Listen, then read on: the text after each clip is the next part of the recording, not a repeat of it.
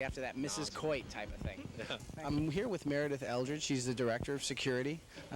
Meredith, what do you think this play is about? That's a tough question.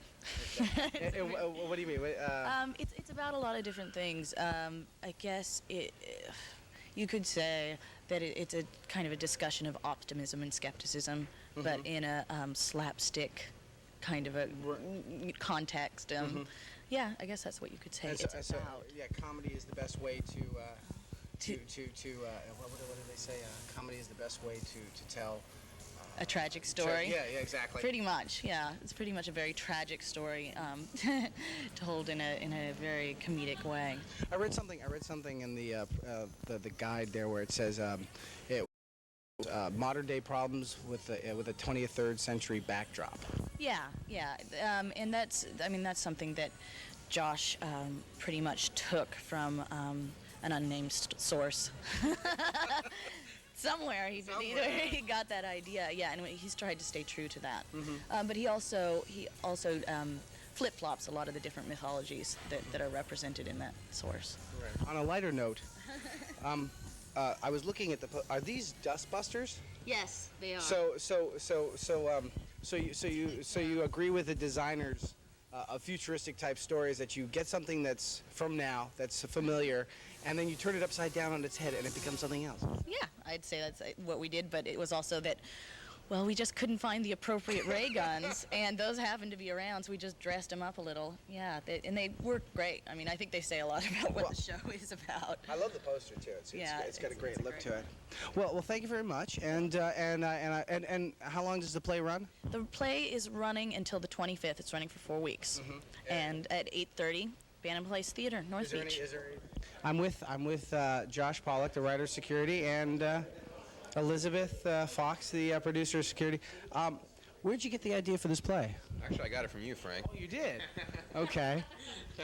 It was when you were talking about putting Star Trek on stage, and I was like, actually, I didn't like the idea, and I was like, well, if I were to put Star Trek on stage, what would we do to like make it more interesting than like just putting the thing on stage? And it's like, well, you know, actually I was talking with Todd, and he was the guy who plays the other one, and we came up with the idea of just like what would it be like, you know, from the other point of view of the poor hapless guys who just get like the shit kicked out of them all the time. Right. Oh, are you gonna have to edit that out? I'm sorry. No. You can say whatever you like. Okay. Yeah, I mean, so it was basically the shit rolls downhill theory. That whole. Yeah, and from actually originally I was gonna do it kind of more like Rosencrantz and Guildenstern, actually use parts of the actual show, but then as our ex-history theater professor, Mohammed Kauser, pointed out, Paramount would find me and kill me. Right. So I took them out, and it actually kind of, at the risk of sounding really pretentious, it sort of took on it made, I'm sorry, everyone's staring at me. It became a pretty rich allegory for like how powerless I often feel at the hands of fate.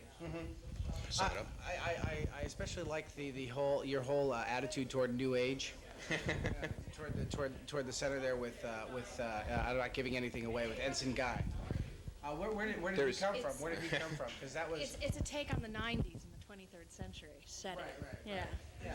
But I mean the whole Ensign Guy thing. Where was it a Wasn't it combination a role of for people, John? or- When I was writing security, I knew I wanted somebody at some point. I didn't really know who, and then when we did Bobby Gould, starring Frank, a while back. I just watching John warm up actually for the show and doing all his Shakespeare monologues and running around and doing jumping jacks and stuff, and I was like, that's the man. He's got to come in and just be like, you know, the Superman with one Achilles heel. Right. This is Misery Loves Company's first original piece. Right.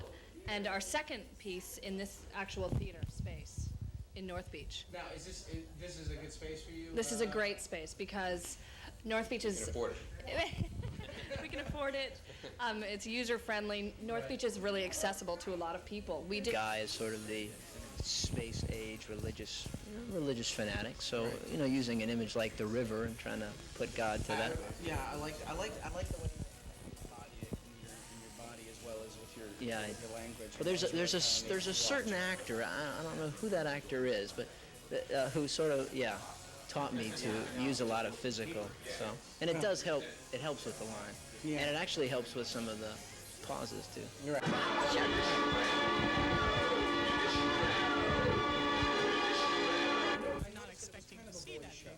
Is it a boys' show? Oh, I don't know. It was conceived by 3 boys. I guess. I guess it could be a boys' show. It's a boys' show. I mean, I'm one of those people that wants controls and buttons all over his house, so I can pretend, and well, here it is, real. Right. So yeah.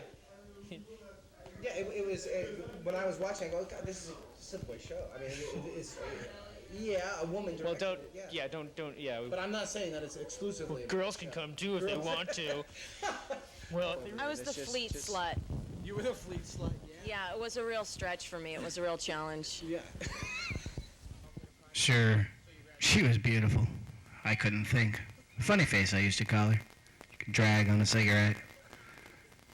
But all I could think about was Betty, Tina, and, of course, Noel. That was my night on North Beach. Sure, it was beautiful. But one question kept ringing in my head, and that was... Oh, people want to watch this? Pero los queremos. Creado y regado de Los Ángeles. Juana's Adicción.